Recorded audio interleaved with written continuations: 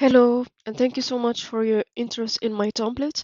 This is this is a food inventory system that's focused on refrigerator and freezer management. Okay, so that's all we're going to do with this template. We will manage our refrigerator, food, and the freezer as well. So the goal here is that we want to reduce food waste. At the same time, we want to have clear visibility on what we have in our inside our fridge and also inside our freezer. Okay, so these are the main goals. Um, Let me just walk you through the template dashboard. The first thing you're gonna see is quick instructions here, and then these are some tips that are very important to read so that you know how to use this template and get the most out of it. Here we have quick actions, and this is the navigation menu. All of these are really important pages that you would be using on daily basis or on weekly basis. Okay, and over here you can see a quick overview of what's inside your fridge at any moment. Okay, right now I have 602 grams in stock, and the expiry date of this is 11th October 2025. Okay, then I have a burger which is 24 kilograms. Of course, these are just placeholder data, so it's not making sense at the moment.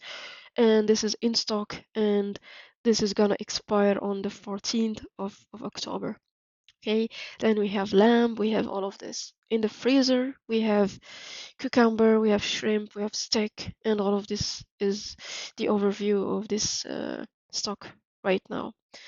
Over here, we have the most important chart, which is the quantity of wasted food.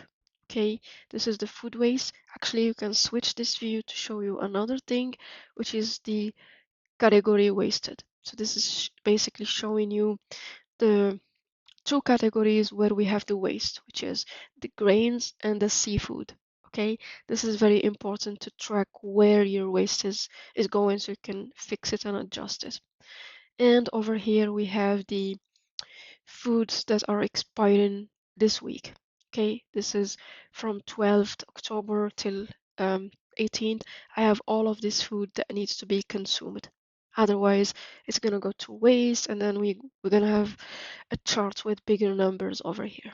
Okay, so actually that's it from the dashboard. Then I just want to explain to you how to use it.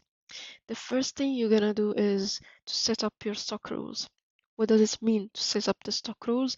This is basically just putting the minimum quantities of per category to have in your fridge before any action is triggered for you to go and chop.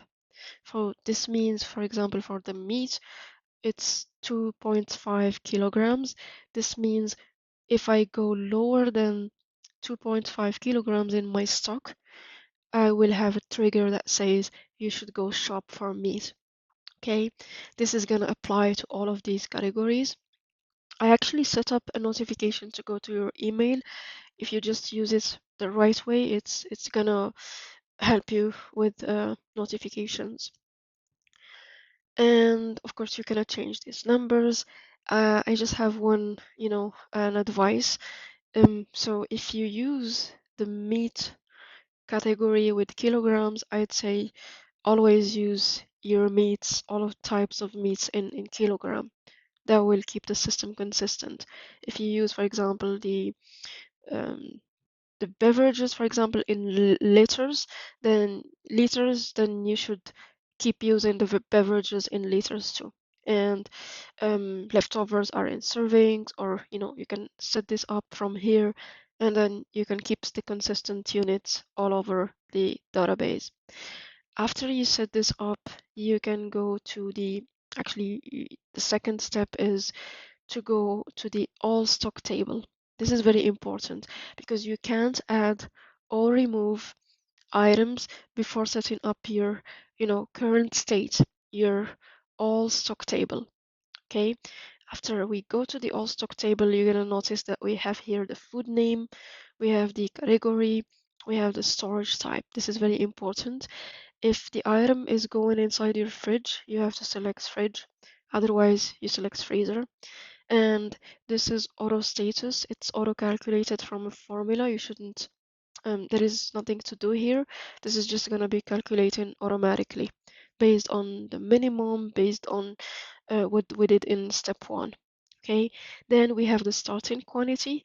Actually, this is should be you should put an input here. For example, if I'm going to put like let's try something here. Apple juice. Okay, I'm just gonna add apple juice, and this is of course beverage. Then I'm gonna send this to the fridge. Okay, I will put 2, and then I will put liters. Okay, here it's telling me I need to buy more because I put in the minimum that I need more than 2 liters of beverages in my fridge. Okay, so if I put here 10, it's gonna say in stock. So we are all good.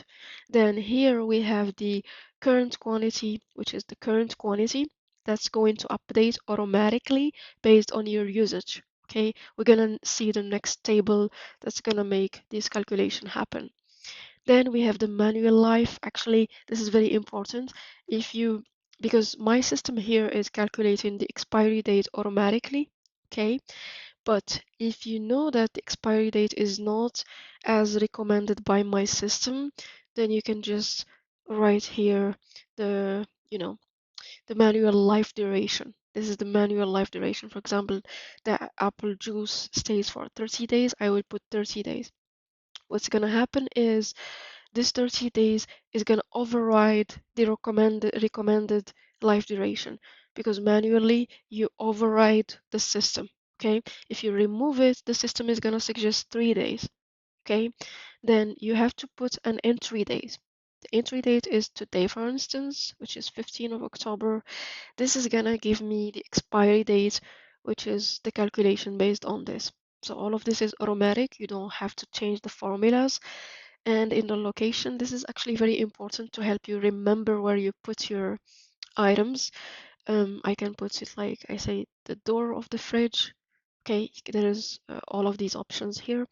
And then you can, this is also just automatic. You don't have to change anything here. The other thing that's important here is this checkbox. I'm just gonna move it here so that it can be quicker to access. This is for the food waste. If anything was wasted, you can mark it here as wasted, okay? Or you can mark it also from the other views that I'm gonna show you. Okay, so this is all we need to do from this on this all stock table. Then once we set that up, we can go on here and update the food stock, or we can add to the fridge. For example, add into the fridge. This is just going to open a new entry and then you can set up your information. Let's see when you open the fridge. You can see the category, you can see the current quantity, and then you can see the stock and the waste. If it's gone to waste, you can also mark this as wasted. Okay, then we have here the stock movements. The stock movements, this is actually the movements of the stock, and this is being used for in the calculations. Then, yeah, that's the most important thing to do. We have here add to the fridge. When we click add to the fridge, we just write the item, which is, for example, just food, and then we choose the quantity. We're gonna add food, and of course, anything you add should already be in the all stock so that the calculation happens. Otherwise, it's going to calculate it as out of stock. Okay, then we have the storage, fridge, for example, and that's it. Yeah, this actually allows you to see even from here. For example, let's say I want to eat the lamb because it's gonna expire on the 14th. I will automatically see here that the lamb is in the middle shelf. So I will go directly to the middle shelf, no looking around and no searching. Okay, I hope you like it. If you like it, leave me just your honest opinion on it, and thank you so much.